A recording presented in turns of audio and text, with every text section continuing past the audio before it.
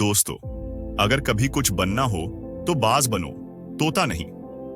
तोता बहुत बोलता है लेकिन ऊंचाई पर नहीं उड़ सकता।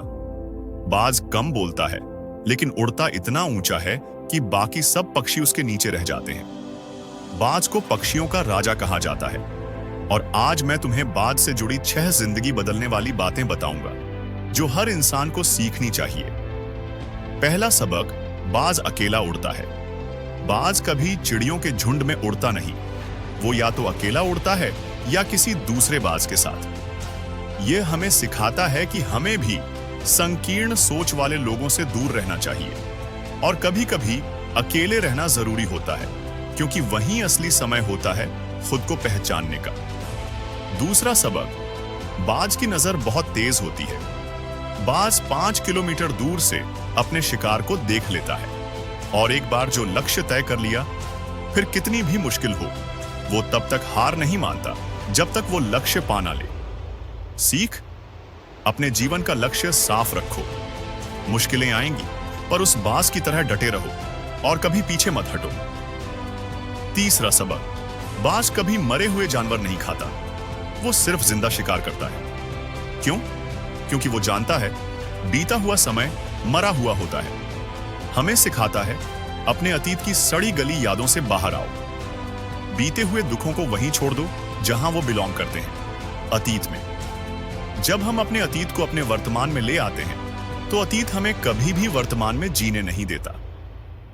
चौथा सबक, तूफान आते ही बाज खुश हो जाता है। जब बारिश होती है तो सारे पक्षी छिप जाते हैं, लेकिन बाज वो तूफान की तेज हवाओं का इस्तेमाल करता है और ऊंचाई पर उड़ता है, इतना ऊंचा कि बादलों के ऊपर पहुंच जाता है। बड़ी बात, बाज हमें सिखाता है कि मुश्किलों में ही असली मजा है। जैसे नेपोलियन हिल ने कहा था, हर बड़ी मुश्किल अपने साथ एक बड़ा अवसर लाती है, बस उस अवसर को पहचानो, फिर तूफान तुम्हारे नीचे होगा और तुम ऊपर। पांचवां सबक, बाज अपने घोंसले से घास निकाल देता है। वो नहीं चाहता कि उसका बच्चा आराम में रहे। अगर बच्चा आराम में रहेगा तो उड़ना नहीं सीखेगा, और बाज जानता है आराम का क्षेत्र कभी विकास नहीं लाता।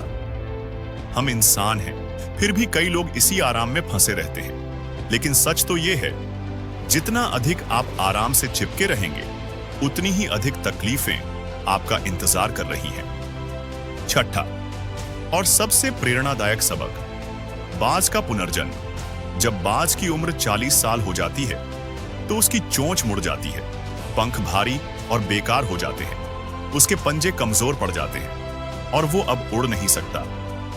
अब उसके पास 2 ही रास्ते हैं, या तो धीरे धीरे मर जाए या फिर पुनर्जन्म ले। और बाज कभी हार नहीं मानता। वो एक ऊंचे पहाड़ पर जाकर एक चट्टान पर बैठता है और वहां अपनी मुड़ी हुई चोंच को चट्टानों से तब तक मारता है जब तक वो टूट न जाए। जब नई चोंच आ जाती है तो वो उसी चोंच से अपने पुराने भारी बेकार हो चुके पंजों को तोड़ता है। फिर वो अपने पुराने पंखों को नोच कर निकाल देता है और कुछ महीनों के दर्द और अकेलेपन के बाद बाज फिर से नया जीवन लेकर उड़ता है, पहले से भी ऊंचा। यह हमें सिखाता है, अगर जीवन में बदलाव लाना हो तो दर्द से होकर गुजरना पड़ेगा। पुरानी आदतें, पुराने डर और बोझ को तोड़ना पड़ेगा, तभी नया जीवन शुरू होगा। तो अब फैसला तुम्हारा है, बाज बनोगे या तोता? कम बोलो, ऊंचा सोचो, अकेले उड़ो, तूफान को गले लगाओ, आराम को छोड़ो, और अगर जरूरत पड़े तो खुद को पूरी तरह बदल दो, क्योंकि जिंदगी उन्हीं को ऊंचाई देती है जो बाज की तरह जीते हैं। अगर आपको बाज की यह कहानी पसंद आई है और आप इसी तरह की और भी कहानी सुनना चाहते हैं, तो वीडियो को लाइक और चैनल को सब्सक्राइब करना ना भूलें, क्योंकि हो सकता है अगली कहानी आपकी किस्मत बदल दे।